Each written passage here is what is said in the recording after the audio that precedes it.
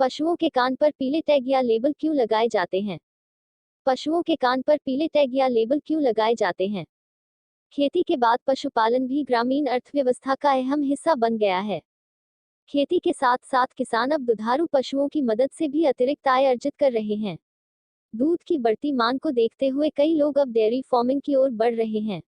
इसलिए पशुओं की सुरक्षा और स्वास्थ्य की जिम्मेदारी पशुपालकों की है।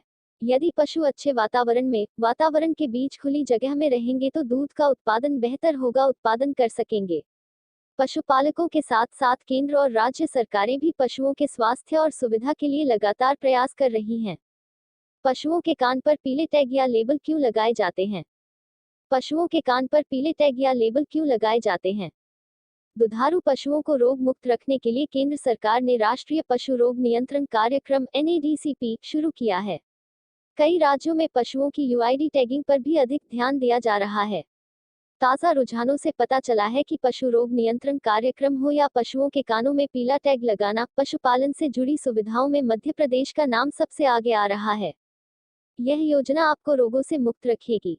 दुधारू पशुओं को रोग मुक्त रखने के लिए केंद्र सरकार ने राष्ट्रीय पशु रोग नियंत्रण कार्यक्रम NADCP शुरू किया है। कई राज्यों में पशुओं की यूआईडी टैगिंग पर ज्यादा ध्यान दिया जा रहा है।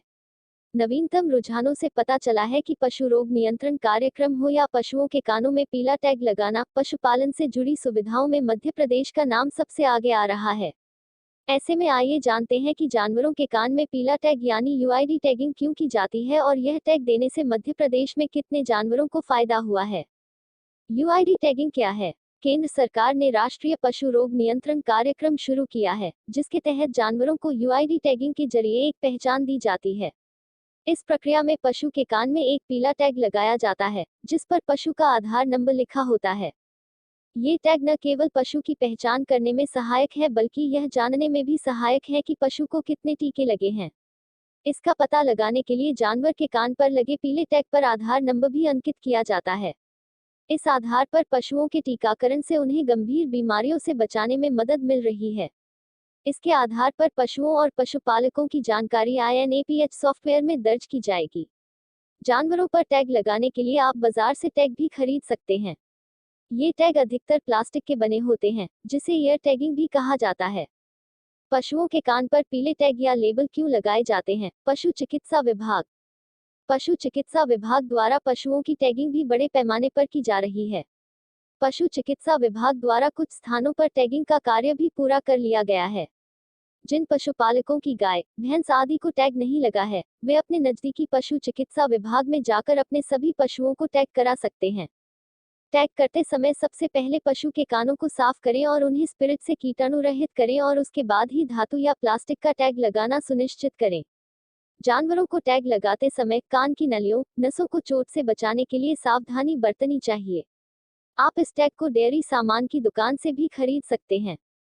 पशु रोग नियंत्रण में मध्य प्रदेश आगे।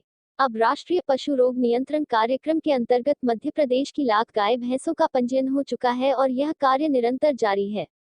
रिपोर्ट्स के मुताबिक मध्य प्रदेश ने दुधारू पशुओं को संक्रमण से निजात दिलाने के लिए FMD टीकाकरण की सुविधा भी मुहैया कराई है।